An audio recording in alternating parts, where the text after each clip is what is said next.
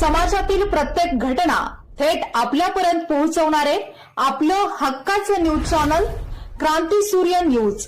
संपादक शशिकांत राजवंत।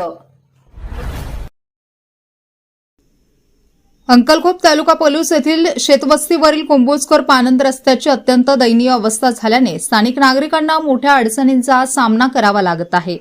विशेषतः महिला, शेतकरी व विद्यार्थ्यांना या रस्त्यावरून दररोज ये-जा करताना मोठी कसरत करावी लागत असून पावसाळ्यात परिस्थिती अधिकच बिकट होते। या पार्श्वभूमीवर ग्रामस्थांनी आपली कैफियत माजी आमदार पृथ्वीराज देशमुख यांच्यासमोर मांडली। यावेळी मोठ्या संख्येने महिला व लहान मुले उपस्थित होती। नागरिकांनी रस्त्याच्या दुरावस्थेमुळे होणाऱ्या अडचणींचा पाढा वाचत तात्काळ दुरुस्तीची मागणी केली आहे। पृथ्वीराज देशमुख हे अंकलखोप परिसरात गारपीट व वादळी वाऱ्यासह आलेल्या मुसळधार पावसाने नुकसान झालेल्या शेत पिकाची पाहणी करण्याकरता अंकलखोप येथे आले होते। यावेळी महिला, शेतकरी व विद्यार्थ्यांनी त्यांची भेट घेऊन त्यांच्यासमोर आपली समस्या मांडली। यावेळी देशमुख यांनी ग्रामस्थांशी संवाद साधत त्यांच्या समस्या जाणून घेतल्या। तसेच पुढील 3 महिन्यात या रस्त्याचे काम मार्गी लावण्याचे आश्वासन त्यांनी दिले। त्याचबरोबर शासनाचा निधी योग्य पद्धतीने व पारदर्शकतेने वापरला गेला पाहिजे असे त्यांनी स्पष्ट केले। हे कुणाच्या बापाचे पैसे नाहीत, सरकारचे पैसे आहेत। काम इस्टिमेट प्रमाणे आणि दर्जेदार झाले पाहिजे, त्यासाठी संबंधितांनी जागेवर उभे राहून काम करून घ्यावे असेही ते म्हणाले। दरम्यान ग्रामस्थांनीही लवकरात लवकर काम सुरू करून पूर्ण करण्याची मागणी यावेळी ठामपणे केली आहे। या घटनेमुळे अंकलखोप परिसरातील पायाभूत सुविधांच्या प्रश्नाकडे प्रशासनाने गांभीर्याने लक्ष देण्याची गरज अधोरेखित झाली आहे। शाळेत घेत नाही, चिखल आहे पायाला, तिसरी चौथी पिढी असेल। बस खराब होत्या, दोन रस्ता आहे नकाशातला आहे। सगळ्यांकडे कंप्लेंट केली पण कोणच किती चार बरोबर टाकले करते की नाही। हो, आज वगैरे झाले थोडंफार करतात। हे डांबरीकरण झालं म्हणजे परमनंटली होणार काय तानाजी अरे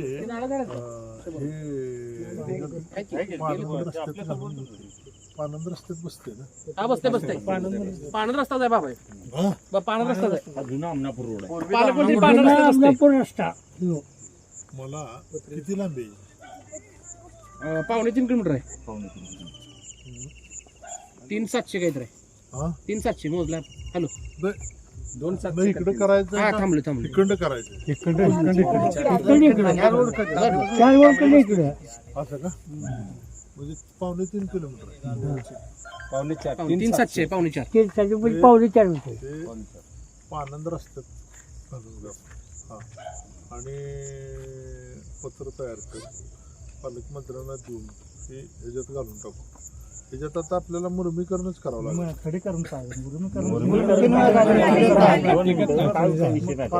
लोकलचे कोणतर मुरमीकरण घेतात, गाव लेवलला बोलता येत नाही। 50 डंपर मंजूर असतो, ऐकून घ्या, पण ते 30 डंपर बोलायचं नसेल तर रस्ता करत नाही मी। कोण कॉन्ट्रॅक्टर बाजारावर असू द्या, इस्टिमेट प्रमाणे मुरुम पडला पाहिजे। आता तुम्हाला बोलायचं नसलं तर मग चिखलात न जावा, असं असतं का? बोललंच पाहिजे। आणि बायका तुम्ही आज मला बोलायला असं उभा राहून डंपर ओतून घ्यायचं, असं नाही। कोण बी बाजारावर असू देत, जे सरकारनं मंजूर केले एवढे तेवढी ब्रास पडले पाहिजे। बिल काढायसाठी रस्ता करायचा नाही, जमल का? बरोबर आहे, चिखलात न जावं। डांबरीकरण होत नाही। आधी मुरमीकरण आणि खडीकरण झाल्याशिवाय डांबरीकरण होत नाही। आम्हाला खडीकरण करत आणि आता हे पण ते काम मंजूर झाल्यानंतर उभा राहून करून घ्यायचं। ऐकून घ्या, हा, कुणाच्या बापाचे पैसे नाहीत, सरकारचे, कॉन्ट्रॅक्टरच्या बापाचे नाही आहेत। कोण बी कॉन्ट्रॅक्टर असतो, उभा राहून करून घ्या। आणि आता रस्ता मग कुठं तक्रार नाही का? नाही, तक्रार नाही कुठं काय, नाही सगळ्याची गरज असल्यामुळे काय तक्रार तक्रारीचं काय नाही, आवश्यकता वाटणार आलो नाही घेऊ करून मी तुम्हाला एक 2-3 महिन्यात थांबलो मध्ये झालं 2-3 महिन्यात रस्त्यावर तक्रार नाही कोणाची। अहो, इकडं अंकलकोपला सारखं रस्ता इकडं दाबायचं, नाही, माणसानं बांधावूनच गेलं पाहिजे असं आहे सगळं। बरोबर आहे। हा, पण पुरे वळवणं काही अडचण नाही। मला पहिल्यांदा विषय आला लहान पोरं पावसाळ्यात लय अडचण। आता तो विषय होता तिथला तुम्ही केला का?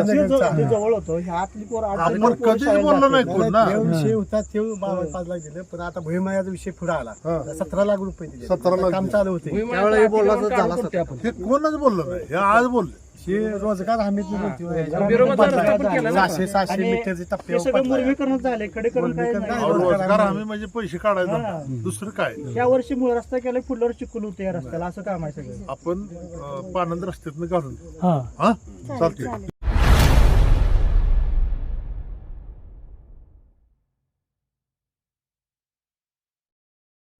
क्रांती सूर्य न्यूज संपादक शशिकांत राजवंत. सबस्क्राईब करा.